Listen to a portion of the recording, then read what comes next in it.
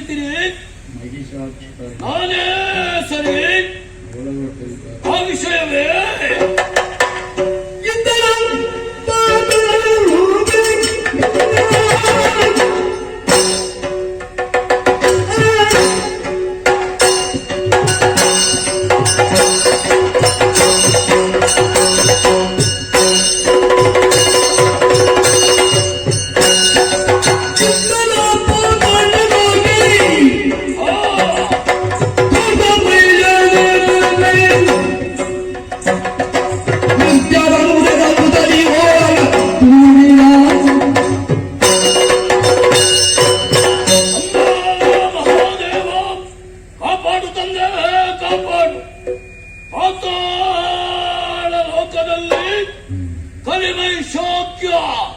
ವರ್ತಮಾನ ಕಾಲದಲ್ಲಿ ವಿಜೃಂಭಿಸ್ತಾ ಇದ್ದಾನೆ ಎನ್ನುವ ಹಾಗೆ ಎಲ್ಲರೂ ಕೊಂಡಾಡುತ್ತಾ ಇದ್ದಾರೆ.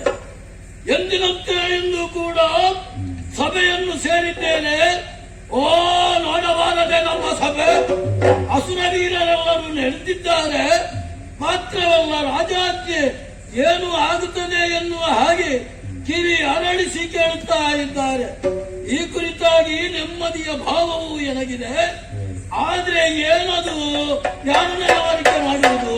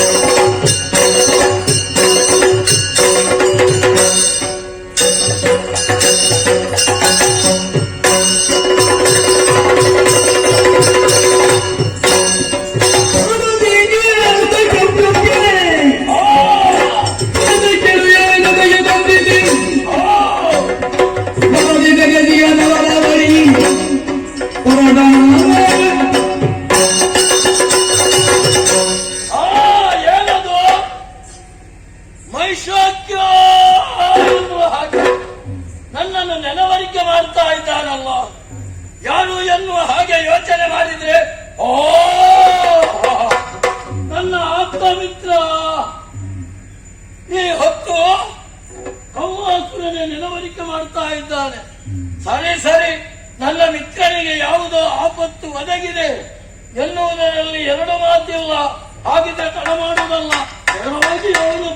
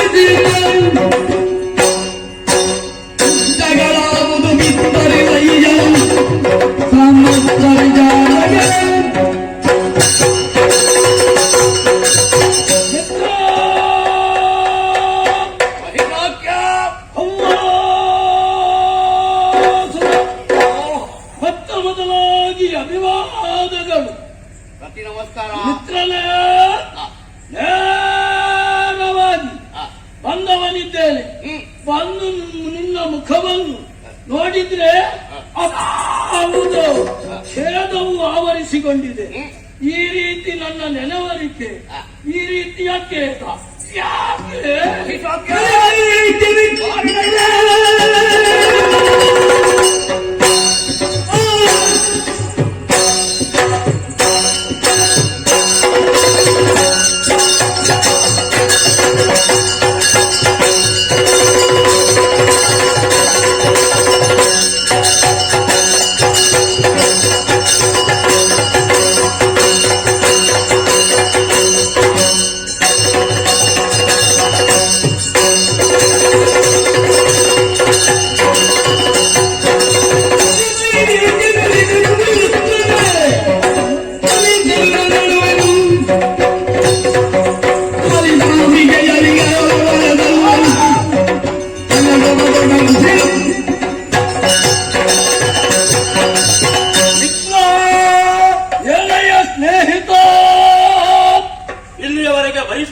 ಕಾರಣ ಇದೆ. ಏನದು?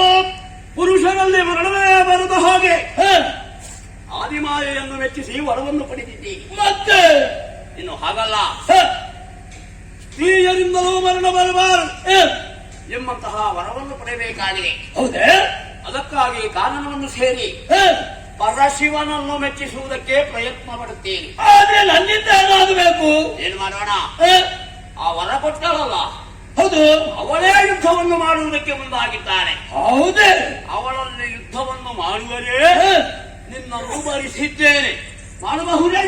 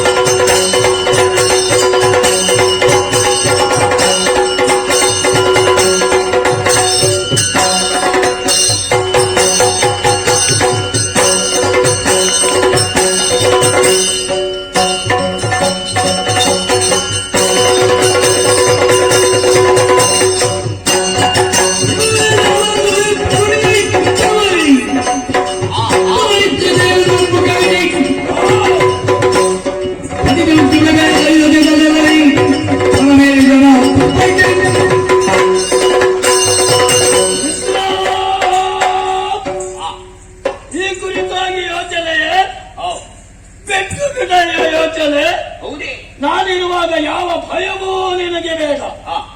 ನೀನು ಮನ ಮಾಡಿದ ಕಾರ್ಯವನ್ನು ಸಿದ್ಧಿಸುವಂತ ಕಾಲ ಸನ್ನಿಹಿತವಾಗಿದೆ. ನಾಚೆ ನಡೆ ಅಡವಿಗೆ ಶಿವನನ್ನು ಮೆಚ್ಚಿಸಬೇಕಾದ ವರವನ್ನು ಪ್ರಾರ್ಥಿಸಿಕೊಂಡು ಬಾ. ಇಲ್ಲಿ ಬಂದವಳಿಗೆ ಉತ್ತರ ನಾನು ಕೊಡ್ತೇನೆ. ರಣವೀರ್ಯವನ್ನು ಕೊಟ್ಟಿದ್ದೇನೆ. ಬಂದವಳಿಗೆ ಸರಿಯಾದ ಶಿಕ್ಷೆಯನ್ನು ಕೊಟ್ಟು ಬಾ. ಅಯ್ಯೋ,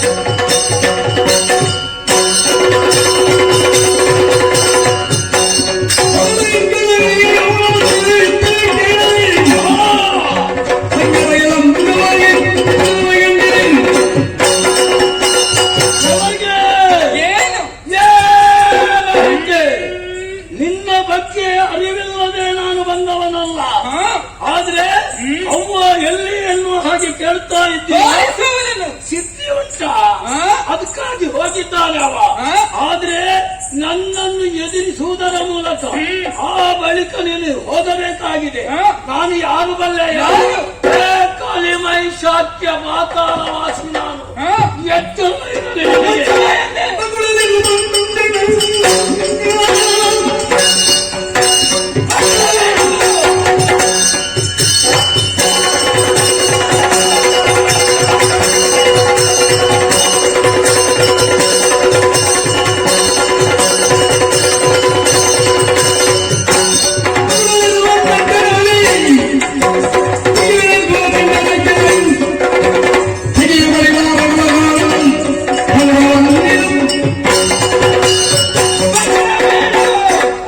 ಪರಿವಾರದ ಮಾತುಗಳನ್ನು ಆಡಲಿಕ್ಕೆ ಮುಂದಾಗ್ತಾ ಇದೆಯಾ? ಇನ್ನು ಒಂದು ಮಾತನಾಡಿದೆ ಎಂದಾದ್ರೆ ನಿನ್ನ ನಾಲಿಗೆಯಲ್ಲಿ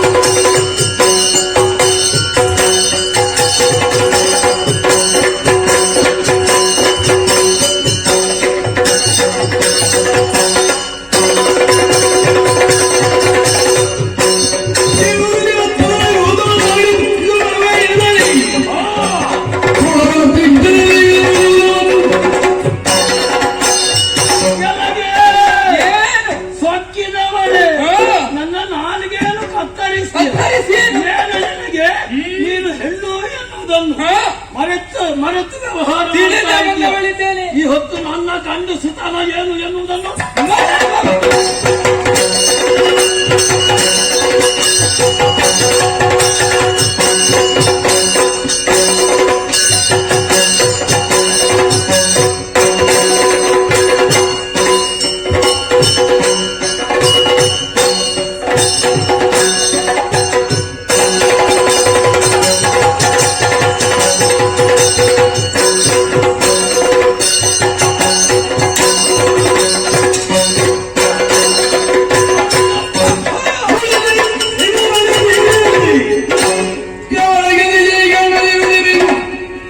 Ay,